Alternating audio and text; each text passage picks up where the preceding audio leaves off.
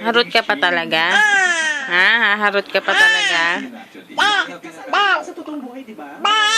So, mas masaya itong sa palabas kaysa sa totoong buhay. Hindi naman. Mas bongga lang to kasi He? ang daming camera nun. At saka syempre, Higa na, higa! Galit na ako! Higa! mas bongga. Pero ba't hindi ako naimbitahan dyan sa kasal niyo? Higa na! Handa ng reception. Kaya Igo.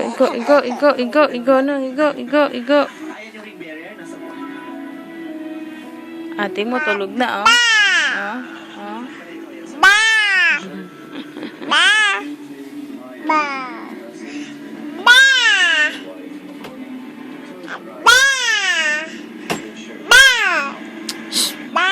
Ingay mo.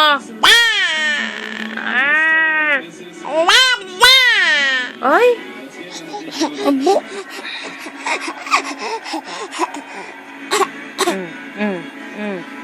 Diyan ka na.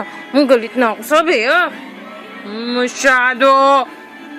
Anong oras na eh, pang matulog. Kung na lang ang gising, ang ingay-ingay mo pa. Kilig siya agad, oh. Alam ko na, baka malaglag pa sa Ha? dahil sa inyo. Aba. Kilig. Alam naman namin hindi naman totoo. Abo, puta. Siguro yung chemistry lang namin ni Jody. Sana sa private bed, kaya design ng chemistry ngayon. Yung kikiligin din sila. Ganun po kasi ang ending din ng private bed. Abo, ginagaya mo pa ako. Ha? Aling part? Pinagtawanan mo lang talaga ako. Sabi niya, oo. Parang gusto niya sabi sa oo. Gagaya mo pa ako, ha? Sige na. Good night na. With my heart, yung teleserye ninyo, ginawa ng literature subject sa may Ateneo. Oo. Hindi naman yung Bye-bye. teleserye. Sleep na. Pero isa ang Be Careful Uy. with My Heart sa mga case Uy. studies doon sa subject at spearheaded by Professor Louis Jones Matulog ka na. Philippine teleserye. Oo. Ginawa na siyang talagang pinag-aaralan nila. Pumunta kami dati dyan sa Ateneo. Bye-bye. Jody. Na Ateneo him? Ano? Hindi.